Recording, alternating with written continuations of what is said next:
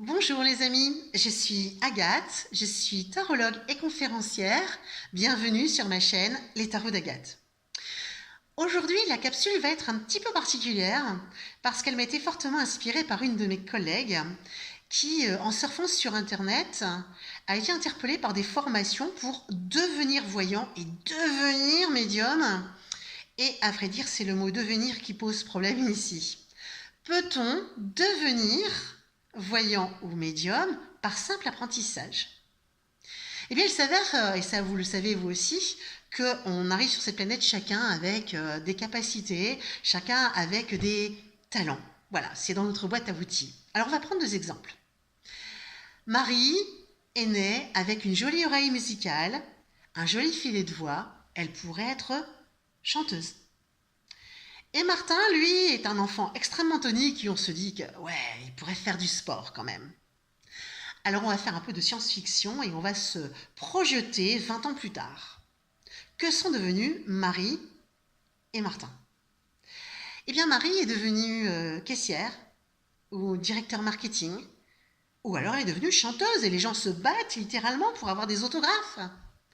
Et Martin, eh bien, il est devenu caissier ou directeur marketing, ou alors il vole littéralement sur les stades et il fait les Jeux Olympiques, il est devenu un sportif accompli, il remporte les médailles et les coupes et il brille sur les pistes. Je vous parle là des potentiels de Marie et des potentiels de notre ami Martin. Vous avez bien compris, c'est que nous naissons tous avec un certain nombre de potentiels, avec un certain nombre de capacités. Moi, j'aime bien appeler ça les talents. Nous naissons tous avec un certain nombre de talents possibles dans notre boîte à outils.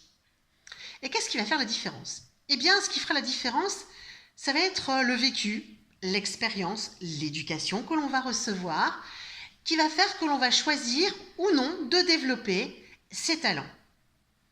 Ce qui est évident, c'est que souvent les médiums et les voyants, de manière générale, vous disent qu'ils sont nés avec un sixième sens.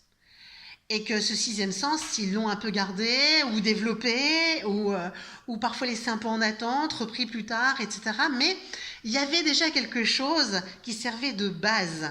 Ils ne sont pas devenus médiums ou voyants comme ça juste parce qu'un jour ils l'ont décidé.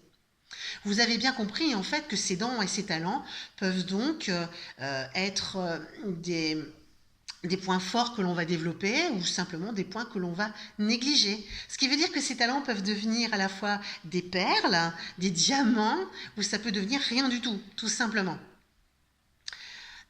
Alors, revenons à notre formation de base, à savoir peut-on devenir voyant ou devenir médium.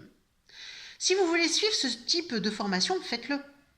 Mais dans 99,99% des cas, vous apprendrez des choses, mais vous ne deviendrez pas pour autant médium ou voyant. Il vous manquera ce talent de départ que vous ne pouvez pas cultiver puisque simplement il n'existe pas, il n'a pas été planté. Alors il y a quand même des petits miracles pendant ces formations, pas tout le temps, et ça ne concerne que quelques personnes, ce sont véritablement des exceptions. Ces gens vont suivre une formation comme ça, par curiosité, et que va-t-il se passer? Ce jour-là, ils vont découvrir qu'ils ont un vrai talent qu'ils ont négligé. Je vous citerai le cas d'un de mes collègues qui est allé suivre une formation de sourcier juste par curiosité, parce qu'il avait vu ça à la télévision, qu'il s'est dit « wow, ça peut être sympa, je vais tenter le coup ».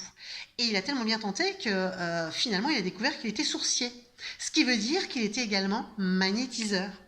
Et aujourd'hui, c'est un excellent magnétiseur. D'ailleurs, je vous laisserai les liens vers son site sous ma vidéo. Mais vous voyez, il avait déjà ce petit talent, même s'il ne l'avait pas encore découvert, la graine était plantée et pouvait devenir une jolie fleur. Alors, est-ce pour autant qu'on ne doit pas suivre de formations liées à la voyance ou à la médiumnité? Bien sûr que non. Si vous voulez vous faire ce plaisir d'assister à une formation, allez-y par curiosité, par envie de découvrir, par envie d'apprendre. Si vous êtes déjà plus ou moins médium ou si vous êtes déjà plus ou moins voyant, vous pouvez aller assister à des formations parce que ça va vous aider à grandir dans ce que vous connaissez déjà.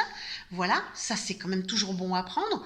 Et puis, vous pouvez en même temps vous faire un lien social parce que vous allez rencontrer des gens, échanger des idées, échanger des savoir-faire ou des méthodes. Et créer du lien social, c'est toujours positif.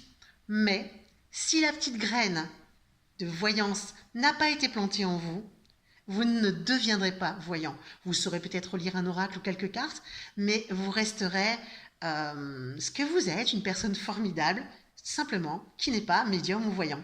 Vous avez remarqué, je fais la distinction entre médium et voyant, parce qu'il y a une petite définition pour chacun de ces mots. Mais ça, je le réserve pour une autre capsule qui viendra très bientôt.